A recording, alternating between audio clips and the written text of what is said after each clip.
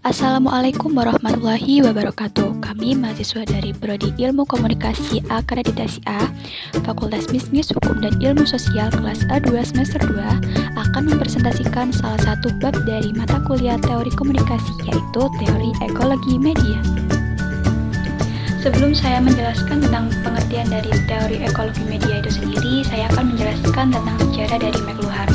McLuhan merupakan seorang sastrawan Kanada yang menggunakan puisi, cerita fiksi, politik, teater musikal, dan sejarah untuk menunjukkan bahwa teknologi memiliki pengaruh terhadap perasaan, pikiran, dan tindakan dari setiap individu. Media secara keseluruhan membentuk struktur kebudayaan dalam masyarakat. Ini merupakan teori yang dicetuskan oleh McLuhan. Jadi di sini McLuhan adalah orang yang pertama kali mencetuskan tentang teori ekologi media itu. Teori-teori tersebut membagi-bagi berbagai tipe media dan pandangan media di dalam masyarakat. Para cendekiawan menyetujui ekologi yang dicetuskan oleh McLuhan. Dari teori ekologi media sendiri, kata ekologi merupakan sebuah kajian tentang bagaimana lingkungan mempengaruhi individu. Definisi dari ekologi media sebagai kajian tentang bagaimana media dan proses komunikasi mempengaruhi persepsi manusia, perasaan, pemahaman, dan nilai-nilai yang dianut.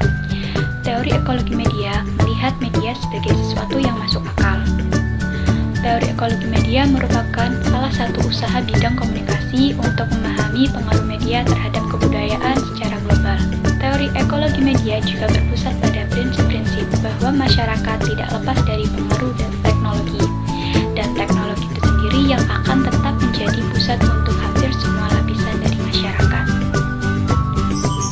Topik selanjutnya adalah membuat sejarah media dan menjadikannya masuk akal. Salah satu pernyataan McLuhan yang cukup provokatif, menurut beliau, media berkembang dengan seiring perkembangan akal manusia dan komunikasi, terutama pada teknologi yang merupakan penyebab utama dari perubahan sosial. Yang pertama ada era primitif. Di era ini, menurut McLuhan, kebudayaannya masih berdasarkan berfokus pada telinga. Jadi manusia mendengar tanpa menyaring secara baik informasi yang diterima. Kemudian ditandai dengan berkomunikasi lewat bercerita, adanya tradisi, ritual, dan nilai-nilai melalui kata-kata. Selanjutnya ada era baca tulis. Pada era ini ditekankan pada indera penglihatan dengan adanya pengenalan huruf dan alfabet. Pada era ini tulisan merupakan bentuk komunikasi yang paling berkembang. Lalu ini merupakan cara manusia berkembangnya cara manusia berkomunikasi tanpa harus bertatap muka. Selanjutnya adalah era media cetak. Era media cetak atau print era ini zaman di mana lebih mudah untuk mengetahui informasi melalui media cetak. Pertemuan pabrik cetak menandai munculnya era media cetak ini. Dan juga McLuhan mengamati bahwa buku merupakan mesin pembelajaran yang paling utama. McLuhan menyatakan bahwa produksi massal akan menghasilkan masyarakat yang juga homogen. Penyampaian pesan yang berkali-kali, yang sama secara berkali-kali dengan maksud dan tujuan yang sama. Selanjutnya adalah era media elektronik. Media elektronik sendiri memegang peranan penting sebagai sumber informasi utama.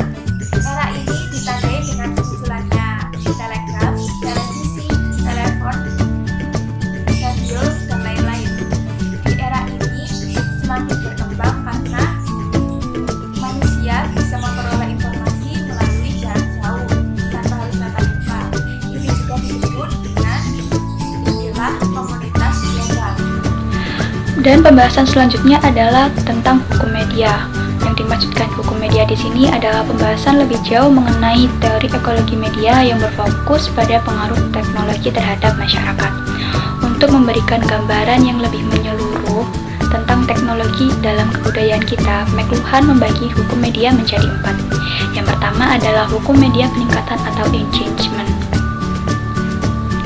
Hukum media ini adalah kemampuan media untuk meningkatkan atau mengembangkan masyarakat.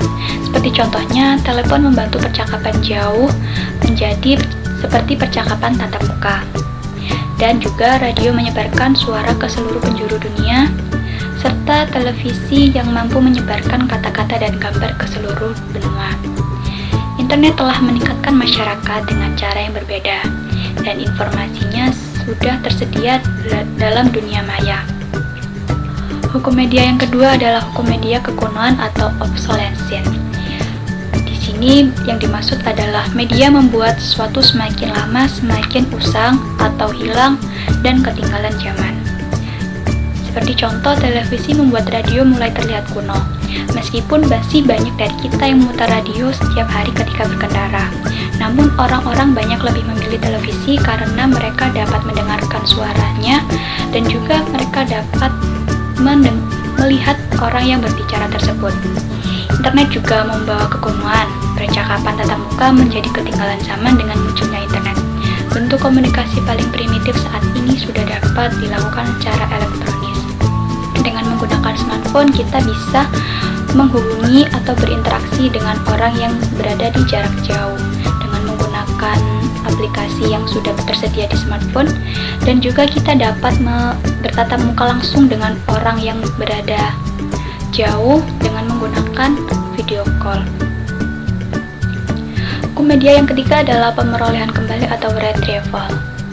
Yang di sini dimaksudkan adalah media mengambil sesuatu yang telah hilang sebelumnya.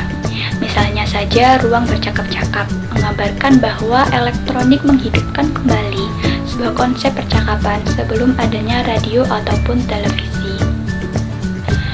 Dan hukum yang terakhir atau hukum yang keempat adalah pemutarbalikan atau reversal.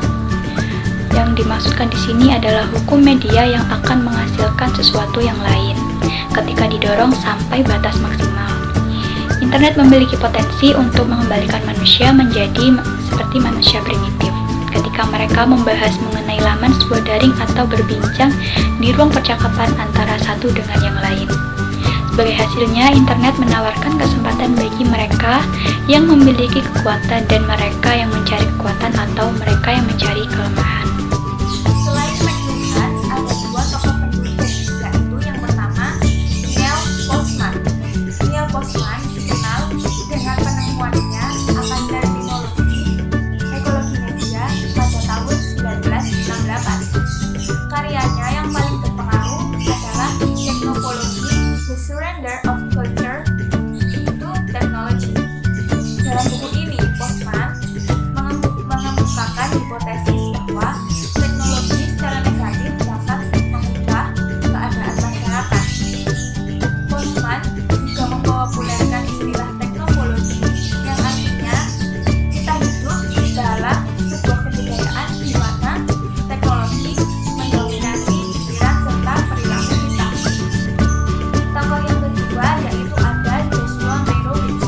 Penelitian Meyrowitz pada 1985 ini yang paling berhubungan atau yang hampir sama dengan kenyataan Tuhan. Karya Meyrowitz, The Sense of Place, mengantarkan kita kepada sebuah pemikiran yang unik. Meyrowitz sependapat dengan Tuhan, di mana media elektronik memiliki konsekuensi sosial. Tulisan ilmiah Postman dan Meyrowitz tetap menjadi contoh paling nyata dari pernyataan warisan Marshall McLuhan.